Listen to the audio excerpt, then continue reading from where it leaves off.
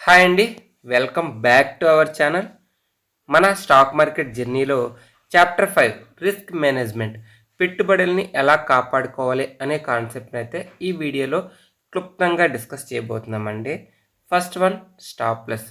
దీంట్లో మన రిస్క్ మేనేజ్మెంట్లో ఫస్ట్ వచ్చే సబ్జెక్ట్ ఏంటంటే స్టాప్ లాస్ అండి. Next second one risk reward ratio, దీన్ని పరిచయం చేయబోతున్నాను. థర్డ్ వన్ అండి డైవర్సిఫికేషన్, మన ఇన్వెస్ట్మెంట్ని ఎలా డైవర్సిఫై చేయాలి అనే విషయం కూడా మీకు చెప్పబోతున్నాను.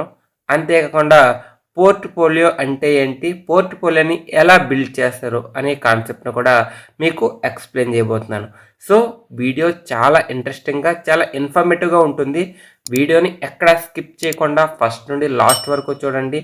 మనం షేర్ చేస్తున్న కంటెంట్ మీకు యూజ్ఫుల్ అనిపిస్తే మన ఛానల్ని సబ్స్క్రైబ్ చేసుకొని పక్కన ఉన్న బెల్ ఐకాన్ ఆన్లో పెట్టుకొని ఈ వీడియోకి ఒక లైక్ కొట్టండి. ఇప్పుడు వీడియోని స్టార్ట్ చేద్దామా? మరి ఇప్పుడు మనం రిస్క్ మేనేజ్మెంట్ అంటే ఏంటి అనేది తెలుసుకుందాం.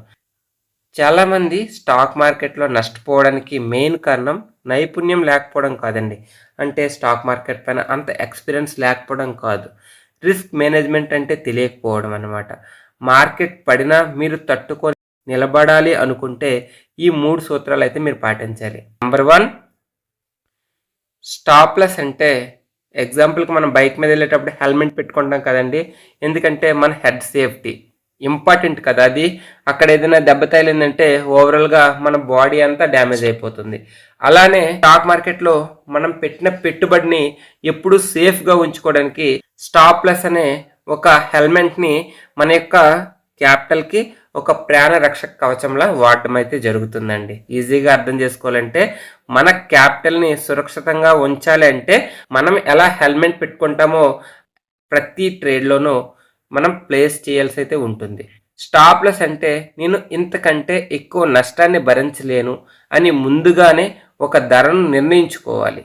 ఉదాహరణకు మీరు ఒక షేర్ని 100 రూపీస్ కొన్నారనుకోండి, అది 90 రూపీస్ వరకు పడింది అనుకోండి. మీరు అనుకునే డైరెక్షన్ ఏంటి, అప్ సైడ్ వెళ్తుందని, కానీ డౌన్ సైడ్ వచ్చింది. మీరు అనుకునే డైరెక్షన్కి ఆపోజిట్ డైరెక్షన్లో మార్కెట్ మూవ్ అయింది. అలాంటప్పుడు 90 రూపీస్కి వస్తే ఆటోమేటిక్గా అమ్మేయాలనే ఆర్డర్ని ప్లేస్ చేయాలి. దీన్నే స్టాప్ లాస్ అంటారు. దీనివల్ల షేర్ 50 రూపాయలకు పడినా సరే, 100 రూపాయలకు ఉన్న షేరు 50 రూపాయల వరకు పడిపోయినా సరే మీరు నష్టపోయేది కేవలం 10 రూపాయలు మాత్రమే. అంటే మన ఉన్న క్యాపిటల్ అంత సురక్షితంగా ఉంటుందన్నమాట. మనం ఫస్టే డిసైడ్ అవ్వాలి, మార్కెట్ పడినా పెరిగినా నా స్టాప్ లాస్ ఇంత, నా టార్గెట్ ఇంత అనేది. ఇప్పుడు సెకండ్ కాన్సెప్ట్ వైవిధ్యీకరణ, డైవర్సిఫికేషన్. అన్ని గుడ్లు ఒకే బుట్టలో పెట్టకూడదు అనే కాన్సెప్ట్ మీకు చిన్నప్పుడు చాలామంది చెప్పుంటారు. అనుకోకుండా ఆ బుట్ట మన చేతి నుండి జారి పడిపోతే ఏమవుద్దండి, అన్ని గుడ్లు పగిలిపోతాయి. ఎగ్జాంపుల్కి మీ దగ్గర 1,00,000 రూపాయలు ఉంది.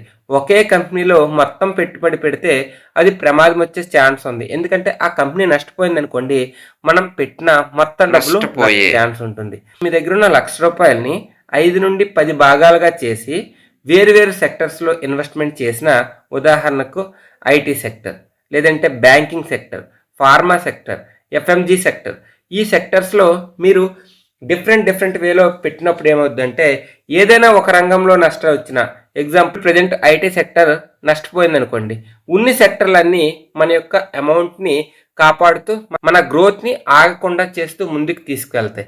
అదే కానీ ఓన్లీ మనం ఐటీ సెక్టర్నే టార్గెట్ చేసిన, బ్యాంకింగ్ సెక్టర్నే టార్గెట్ చేసిన, ఫార్మా సెక్టర్నే టార్గెట్ చేసిన, మనం ఆ సెక్టర్కి ఏదైనా ఎఫెక్ట్ అయితే మనం కూడా ఎఫెక్ట్ అవుతాం, మన యొక్క ఫ్యూచర్ గ్రోత్ కూడా ఎఫెక్ట్ అవుతుందన్నమాట. అర్థమైందా?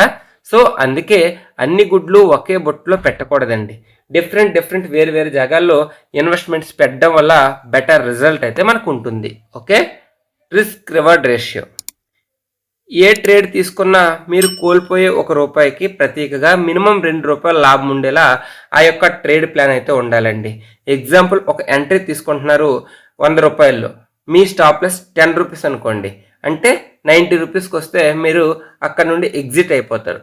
అప్పుడు మీ టార్గెట్ ఎంత అయి ఉండాలి, 120 రూపీస్ అయి ఉండాలి. అంటే 100 దగ్గర కొన్నారు కదా, 1:2 అన్నమాట. ఎగ్జాంపుల్ 10 రూపాయలు పోతుందంటే మనకి 20 రూపాయలు వచ్చినట్టు ఉండాలన్నమాట.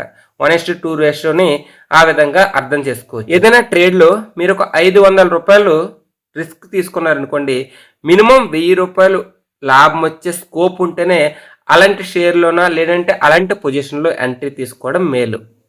ఎప్పుడైనా ప్రాబబిలిటీ ఫస్ట్ మనకి 1:2 ఉందా లేదా అనేది ఫస్ట్ ప్లాన్ చేసుకోవాలి. ఏ ట్రేడ్ తీసుకున్నా సరే అక్కడ మనం 1000 రూపాయలు వచ్చే స్కోప్ ఉంది అంటే ఒక 500 రూపాయలు మనం రిస్క్ తీసుకోవచ్చు.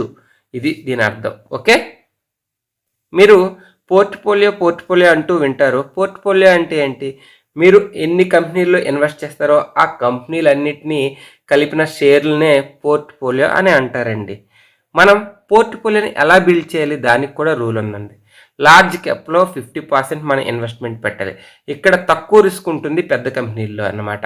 ఇవి ఎక్కువగా మార్కెట్ పెద్దగా ఫాల్ అయినా సరే పెద్దగా పడిపోవు. మార్కెట్ హెవీగా పెరిగినా ఈ స్టాక్లు అనేవి హెవీగా పెరిగిపోవు. ఇవి స్టేబుల్గా ఉంటాయి, మెల్లగా గ్రో అవుతూ ఉంటాయి అన్నమాట. Second, mid cap. దీంట్లో 30% ఉండాలండి. ఇవి వేగంగా పెరిగే అవకాశం ఉంటుంది ఈ కంపెనీల్లో. And small cap, high risk high reward కంపెనీలు అన్నమాట ఇవి. ఓకే, ఇక్కడ ఎక్కువ రిస్క్ అయితే ఉంటుంది.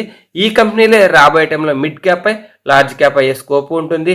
కొన్ని కంపెనీలు అక్కడ నుండి టర్మినేట్ అయ్యే ఛాన్స్ కూడా ఉంటుంది, అంటే కొలాప్స్ అయిపోయి టర్మినేట్ అయ్యే ఛాన్స్ కూడా ఉంటుంది. అందుకే మన ఇన్వెస్ట్మెంట్లో 20% ఉండాలి. మిడ్ క్యాప్ అనేది రాబోయే టైంలో వేగంగా అభివృద్ధి చెందే కంపెనీలు, అవి ఫ్యూచర్లో లార్జ్ క్యాప్ అయ్యే స్కోప్ ఉంటుంది. అక్కడ మనం 30% పెట్టుకుంటాం. ఉన్న 50% అనేది మనం లార్జ్ క్యాప్లో పెట్టుకుంటాం. అక్కడ సేఫ్ ఇన్వెస్ట్మెంట్ అనమాట. అది యావరేజ్గా మార్కెట్తో పాటు 15% CGRతో గ్రో అయ్యే స్కోప్ అయితే ఉంటుందండి. ఓకే, ఇది గైస్ వీడియో నచ్చినట్లయితే లైక్ అండ్ కామెంట్ చేయడం మర్చిపోవద్దు. ఛానల్ని మొదటిసారి విజిట్ చేసినట్లయితే సబ్స్క్రైబ్ అయితే చేసుకోండి. Thank you all. జై హింద్. సబ్స్క్రైబ్ చేయండి మరియు స్టాక్ మార్కెట్లో ముందుండండి. ఇప్పుడే సబ్స్క్రైబ్ చేసి తదుపరి వీడియో చూడండి.